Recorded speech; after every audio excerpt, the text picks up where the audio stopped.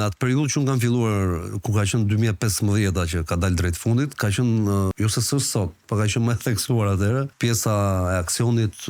shqiptar flasë, do të thënë bëheshin gjërat shumë hapur, edhe do thuash ti që ne i shikonin për ditë lajme, pse do ta bëje ti këtë gjë. Unë në mënyrën time thash do e bëj kështu për ditë trej se njerëzit e shohin, edhe për të lënë dhe mesazhin në fund fare, sepse personazhi që bëja un film në fund fare ikën për shole. Po ikën. Ikën dhe mesazhi ky është që lë një fëmijë me skatë rrugëve, lë shumë gjëra, edhe artistikisht unë kisha në mendje atëherë për ta dhënë fundin e filmit në këtë lloj realizimi, po mundësitë ishin, sepse unë doja që ky personazhi që lozja unë çimin atko linte shumë hapësira gjatë rrugës, domethënë i binte shpullërnisit, i fliste keq gendit të tjetrit, edhe krijonte te publiku krijonte 10 asmëri, që ky kishte lënë të hapura, e kupton? Edhe në fund filmit unë doja që kur të vinin këta tipat me maska, që e kanë bërë në fund, po ni lash me maska prapë që mos merret vetë se kush është, prapë ja lë publikut që ore ishte ky ose ishte ai, por unë vetë doja të vija të gjithë personazhet, po themi 15 personazhe, të gjithë me armë, edhe do të thoja, një nga këta e vrau, ose kush, nuk di,